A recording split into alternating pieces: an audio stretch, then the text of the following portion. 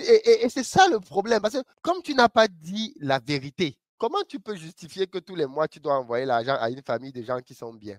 Comment tu peux justifier ça? Qu'est-ce qui va donc se créer? Il va donc se créer que tu vas commencer à envoyer de l'argent en cachette dans les couples mixtes, femme-homme. Surtout quand la femme ou même l'homme est africain. Parce que tu sais que chez les Mundele, on n'entend pas ça. Les Mundele ne sont pas dans vos histoires de gens.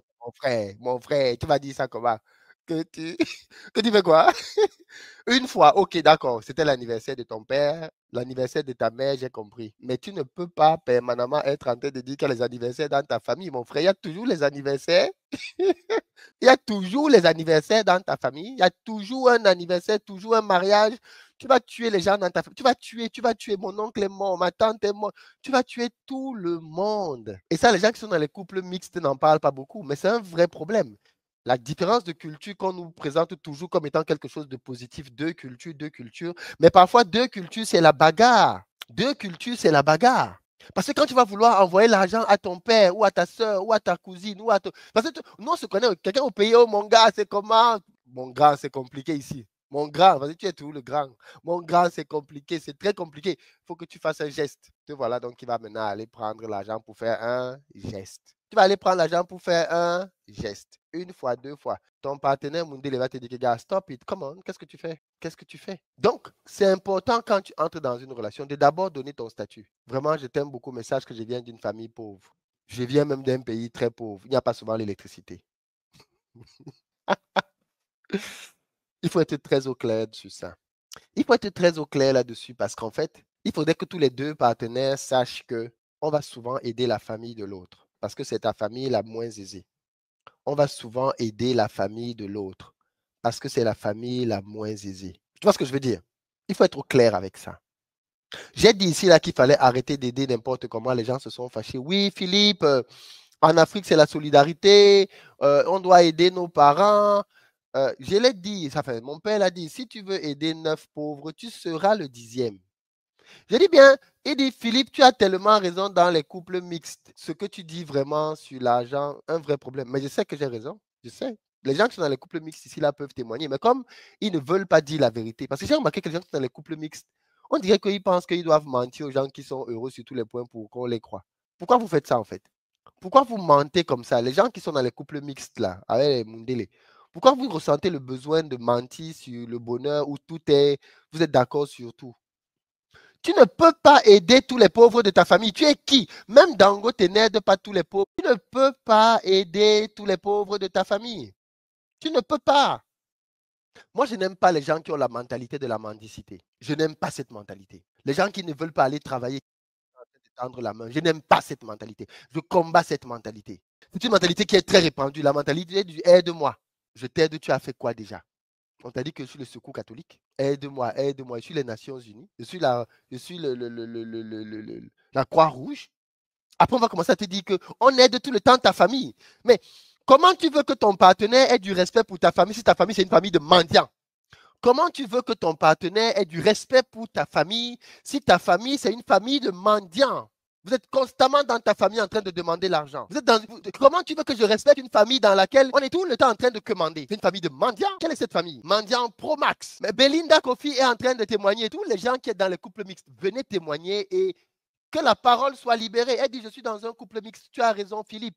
Pendant que nous, Africains, aidons les parents du côté de mon mari, sa famille lui donne des coups de pouce dans ses projets. Mais oui, Kofi. Mais oui, Belinda, c'est ça la vérité, c'est ça la réalité. Chez les Occidentaux, on pousse les enfants. Moi, j'ai des amis blancs qui, quand ils se sont mariés, les parents ont vendu une maison pour donner un coup de pouce au gars pour se lancer avec sa femme. Vas-y, mon fils, tu es maintenant dans une vie de famille, on te soutient, on vend une maison, on te donne un apport, vas-y, développe ta nouvelle vie de famille, les parents sont avec toi, on est content de toi, vas-y. Chez nous, quand tu te maries, on te demande de payer les billets d'avion pour que les gens viennent. Ah ouais, voilà. Les Africains, quand tu te maries, tu dois commencer à penser aux billets d'avion de ta famille que tu dois payer. Tu dois penser, c'est pas possible. C'est pas possible. On s'en sort comment dans ces conditions? On ne peut pas s'en sortir dans ce continent comme ça. Les gens disent que oui, mais Philippe, toi tu es dur, toi tu es... Oui, accepte que je suis dur. J'accepte que je suis dur. Je dis, hein, j'accepte que je suis dur. Il n'y a pas de problème. Depuis que toi, tu es généreux, ça t'a amené où alors? Disons-nous la vérité. Bon, moi, je suis dur. Toi, tu es généreux. Toi, tu es gentil. Depuis que tu es gentil, ça t'a amené où? Dis-nous là où la gentillesse t'a amené donc dans ta famille. Toi qui es gentil, toi qui es généreux. Depuis que tu es gentil et généreux, ça t'a amené où? Doucouré, je n'ai pas encore commencé à taper fort. Je suis encore doucement là. Mais il faut que cette génération inverse les choses. Attendez, vous pensez une seule seconde que moi, je vais attendre que mes enfants me donnent quelque chose.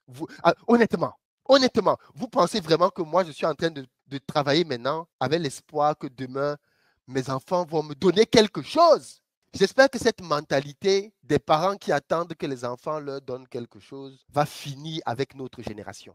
J'espère que cette mentalité va finir avec notre génération de je fais les enfants. Parce que qu'est-ce que les parents font? Les parents, qu'est-ce qu'ils font? Ils font même 8, 9, 10, 11, 12 enfants. Parce qu'il se dit que parmi les 12 là, il y a peut-être un qui peut être le sauveur. Donc il ne sait pas. Il fait ici, il fait là-bas, il fait là-bas, il fait là-bas, il donne, pap, pap, pap, pap, pap. Il marque les pénaltys partout. Partagez le live à toute personne qui vous a déjà demandé de l'argent. Je vous demande de lui partager le live. Si quelqu'un vous a déjà demandé de l'argent, d'ailleurs même, partagez ce live maintenant dans tous les groupes de famille. Partagez-moi ce live dans tous les groupes de famille. Je dis bien, tu prends ça dans le groupe de famille. Je n'ai pas dit de partager. Tu partages ce live maintenant dans le groupe de famille. Faites-moi ça, s'il vous plaît. On va rigoler ce soir. On va rigoler, on va rigoler. Partagez ça dans le groupe de famille. Je vous dis, on va rigoler un peu.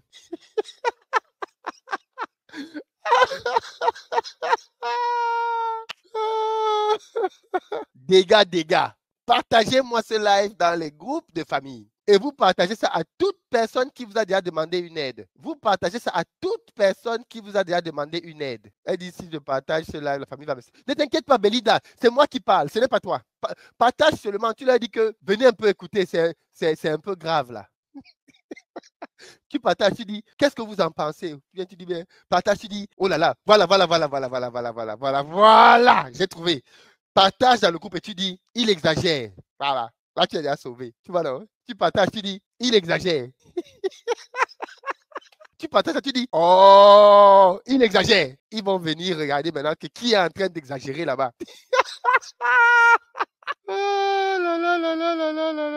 On dit que Brandon Kamer a partagé la vidéo avec plus de 10 amis.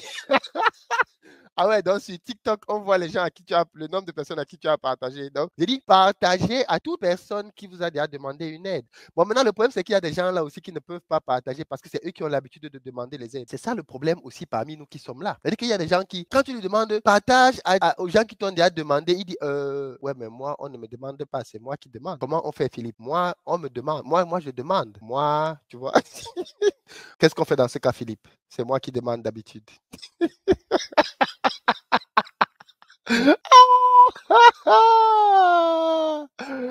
Abraham dit, j'ai un oncle, si jamais il me voit partager de telles vidéos, je suis mort en guerre.